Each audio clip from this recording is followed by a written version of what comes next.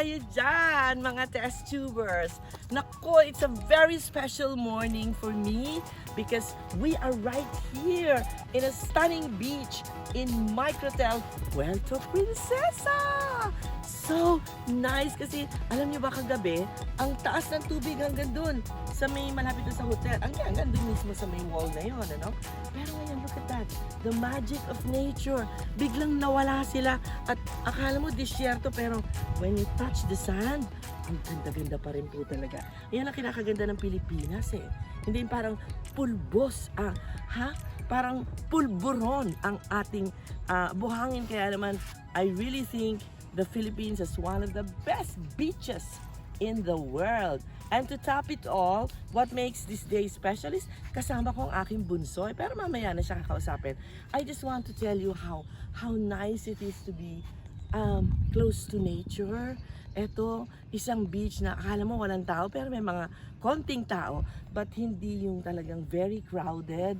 And pag nasa beach ka pala, you're one with nature and you're one with God. You feel so spiritually recharged at nakapag itong aga na to na mga 7 a.m. lang tama, I feel like I'm recharged because nakapag-meditate na po ako. Kaya parang talagang yung aking soul ay lumalabas sa lahat sa inyo na hindi pa natin-turn on sa meditation. Sumubok po kayo, hindi naman ganun kahirap. Just a few minutes of focusing on yourself. And hindi ko na po isa-isahin ng step by step pero Zen meditation ang ginagawa ko. That's why marami akong pumupuna na parang I look like I'm a happier person, my skin is clearer at mas pagod na pagod sa taping po para kay Doña Shelo. Aba, parang feeling recharge ka agad. Yan. At eto naman, i-welcome natin ang aking bunsoy, Robin Tomas. Welcome back to the Philippines, straight from New York City. Hi, Mom! Ito na naman tayo from one island to another. Oo. Family bonding with Doña Kasi Shelo. the last time we Mom. were together in an island was Boracay. No, Boracay. actually Isle of Man. I love man Oo. naman. Okay, Pero- sa Philippines. Pero last year, Boracay naman kami. Yes. Almost this time last year. So I'm very blessed that we have the opportunity to at least, spend time every year. Oo, we have tayo to. dalawa lang. Siyempre, importante yun. At thank you dito sa pasalubong mo na New York. Hindi Yes, ba? di ba? Ang ganda. Oo. So how is it? Grabe, parang kahit saan tayo magpunta at kinikwento mo kahit sa drive-thru ng McDonald's, people are stopping you for pictures because of your very successful role and show. Congratulations to you thank and the you. cast. Talagang from Norway to New York City, sinusubaybayan namin lahat ng Dirty Lin. How does it feel to be back? Oh my God, hindi ko din alam, parang panaginip. Kasi alam mo, when you do something, hindi mo talaga expecting kung anong impact kasi tape na. Although, for each eksena, binibigay mo yung lahat. Pero pag nakikita mo na, ang unang-unang pinuna, ayoko kasing ako ang magbuhat ng bangko ko, pero ang unang pinuna ng tao is the impact of the hair.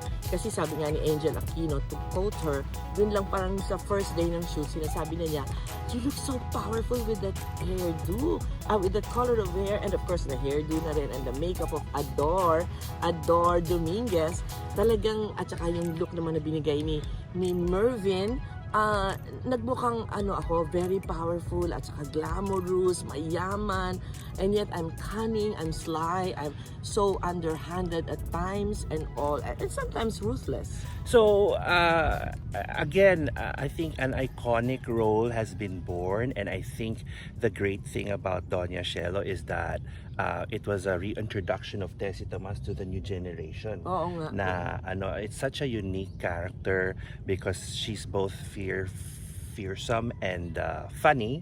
So, ano ang feeling mo na similarities ni Tessie Tomas kay Doña Shelo? Magandang question yan. First of all, I love power. Who doesn't want power, no? For instance, even in the household, you want power na, you can well in a way request the driver or whatever your house help to help you out. Kasi wala kang house help, walang katulong sa Isle of Man, ha? Kaya gagawin mo lahat. So, Sumobra naman ang dami ng house help sa ano, no? Parang 12. sumobra naman. Mansion. Hindi ko nga sila kilala lahat eh. Oo. Oo. Anyway, ang isa pa doon is I think there is love for family. There's love for family Yeah. of Doña Cielo. Hindi lang niya napapakita masyado.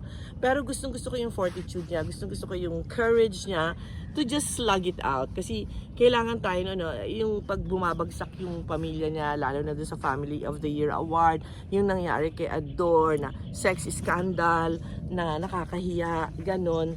Bumabangon siya. At iniaangat niya uli yung reputasyon ng pamilya niya. But of course, it's just a want, no? How I wish I'm as rich as Doña Cielo. Pero ayoko mag-engage sa sabungan. Minsan nga napapanaginipan ko siya, kinakausap niya ako eh. Oo. Tapos sabi niya gano'n, ano, malinis na ba? Walang aalingasaw ha? Ang next question is parang hindi ba nakakapagod? How do you deal with the intensity of preparing for a take? Or, as you said before, lahat ng scenes ni Doña Cielo parang nanghahampas, galit. Oo. Sabi ko nga, I was telling ma'am, ingat ka lang kasi parang tataas yung BP mo sa mga scenes. Oo. Alam mo kasi when you're an actress, you give it all. Nakakalimutan mo mataas ang BP mo, gano'n. Kasi bumababa din naman ang BP eh. Yeah, so, nandun yung commitment, no? Kaya lang, dun sa mga nag-aakalang ang pag-aartista ay madali, hindi po. Kasi ang nagbabiyahe pa po kami sa Batangas eh. So, aalis kami ng 5, mag-antigen pa sa ABS ng 5 a.m. Ay, hindi naman 5, 6 a.m.